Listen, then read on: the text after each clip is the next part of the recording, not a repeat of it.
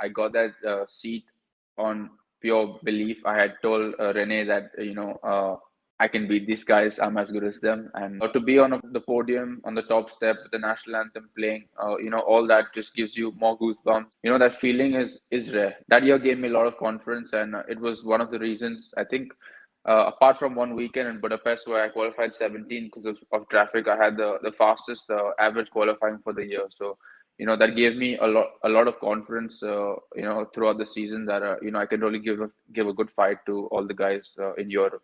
Only two Indians over 1.2 billion people in India have made it to the pinnacle of motorsport, that is Formula One. But there's one young man who's on the cusp of greatness himself. He's gone through every stage of the sport and dominated along the way. He's now entering 2022, which could be his biggest year yet, his make or break year in sport. But we are here to chat with Jehan Daruvala about his biggest year in sport. Jehan, welcome to Man's Life. Great to have you on board, and good to see you just enjoying yourself in a more relaxed surrounding without a helmet on. Yeah, thank you. It's great to be here. Yeah, finally at home after an intense season. So, yeah, it feels great to be home and spend some time with family and friends. So, Jehan, we're going to try and keep this less intense, therefore, and make you enjoy your time at home. We're going to be talking about a life that has revolved around sport, but more so, a year in sport for you that just changed your outlook on you being a professional sportsman. Is there any one year in your career that you think has catapulted you in the right direction? Yeah, definitely. I think I would say 2019 is one year that I would pick out from all of them. It's a year where I was fighting for the FIF3 championship in a packed field of really good drivers. It also was the year that showed that Red Bull picked me at the end of the year because of the season I had. So yeah, all in all, I think that year gave me even the bit more hope that I can fulfill my dream of going to Formula One. Yeah, you had a fantastic year in Formula 3 in 2019. 2 wins, 7 podiums with Prema. You were in amongst the fight going into that last race of the season up against Robert Schwartzman and Marcus Armstrong. What was that like, knowing that you could contend, as you said, in a really packed field with the best in the business? In 2018, I went into the season, hoping I would fight for the championship. But altogether at Karun, we weren't strong at all. I finished top Karun, but only 10th in the championship. So, in a world like motorsport, you never really know if it's you, it's the car, or anything. So, to get that seat at Prema in 2019, I just had one goal, was to prove myself. And, I had that self-belief that I could do it, but I could show it to everyone. And that year really was great. I was fighting pretty much in the front at every weekend. I didn't have a weak track at all. And it gave me the self-confidence and self-belief that, I can go to Formula One. You talk about the self-confidence, the self-belief that came in that season. What do you think changed for you in the build-up to that season? Was there something that clicked, Jehan, where you thought, this is going to be a good year? To be honest, I went into that season not really knowing. I got that seat on pure belief. I had told Rene that, I can beat these guys. I'm as good as them. And, we had a really good relationship and stuff. So that's the way I got the seat. As soon as I hit the track at pre-season, I had the pace. I was already there. But really getting the first win on the first weekend in Barcelona, and then following up with back-to-back wins with the feature race in France, that really got my campaign going and gave me the confidence, and the belief that I can fight, in the front and be there every weekend.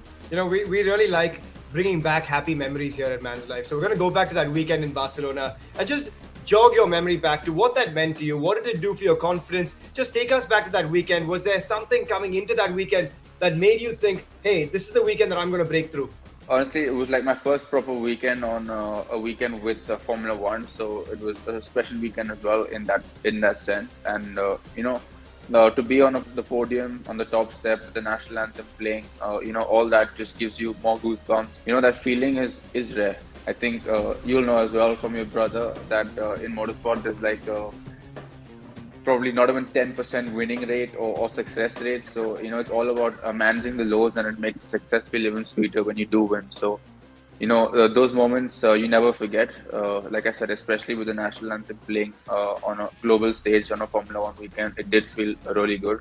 And that kind of set the platform and gave me the momentum. You talk about momentum, Jehan. It's a big word in sport. It's often overused, but in motorsport particularly, it's getting that rhythm, finding yourself in that zone, isn't it? And that momentum from that weekend on Did that just set the platform for the rest of the year? Did you start to say, okay, I've done this once, there's no reason why I can't replicate the success? Yeah, exactly.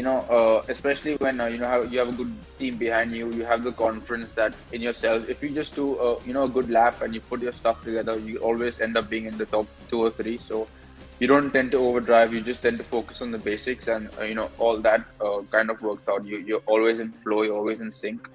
And like any sport, when you get into the groove, it just makes stuff look easy. So that's how the year kind of panned out. Pretty much every qualifying session I did, I was fighting for pole position, and obviously we all know in motorsport you need a good car, but also you need to have the ability to be able to put the car at the front. So that year gave me a lot of confidence, and it was one of the reasons, I think, apart from one weekend in Budapest where I qualified 17 because of traffic, I had the fastest average qualifying for the year. So that gave me a lot of confidence throughout the season that I can really give a good fight to all the guys in Europe.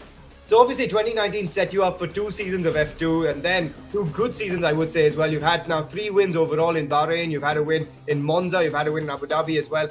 How much do you think the confidence of that season at Prema in 2019 actually set you up for the next 2 seasons, though? 2020, especially the first half of the season, didn't go to plan at all. I had a great testing. I was one of the favorites for the championship in 2020, etc. And a lot of wars and troubles. So I couldn't really show my true potential because of various reasons. So only at the end of the year I got the results that I wanted to. With only 8 rounds, 1 or 2 bad weekends, and you're straight out of the championship. Again, this year I had quite a few, I think 5 podiums, a win, a couple of wins. So all in all, it was a good year. I think the coming year, 2022, is I think definitely going to be my last year in Formula 2, and also probably the year that matters the most for me to go to Formula 1 and fulfill my dream. Looking back at the rhythm that you had in 2019, is there something mentally, something that you think you can do to recreate that rhythm going into a big season coming up in 2022? Yeah, definitely. In 2018, like I said, I went into the season thinking, I have to do well, I have to win the championship. I put a lot of pressure on myself, etc., etc. And in 2019, I was firstly I was the underdog in the team. No one expected me to fight with both Marcus and Robert. I did believe in myself, but I don't think anyone believed that I would be fighting the whole year. So, the kind of mindset to just, anyways, I'm not emotional. I don't let things get to me too much. But when things went well, I was having a lot of fun again. I was, treating every race, like I was back in karting, thinking, not overthinking stuff. At the end of the day, we were all 20 years old and, fighting it out. So it was more like trying to have fun, and the results were coming that way. So I've just realized that overhyping things, building too much pressure on myself is not the way to go forward. But just to relax and enjoy the sport is the best way. Yeah, I hope you're going to recreate that fun ahead of 2022 as well. Jehan, the last question I've got to ask you is, how much do you think 1 year can change the life of a sports person? Because we've seen it in the past as well, and you've talked about the impact of 2019 for you. I think 1 year is like a lifetime for someone in sports. I think, you can be zero to hero and hero to zero in a matter of no time. So I think in sport, 1 year can definitely change your whole life, and hopefully 2022 will be that year for me, and it'll be the biggest year of my life. Amazing, Jehan. 2019 was a great year. 2022, we're sure, will be your biggest year as well. Thanks so much for joining us for your year in sport. Thank you.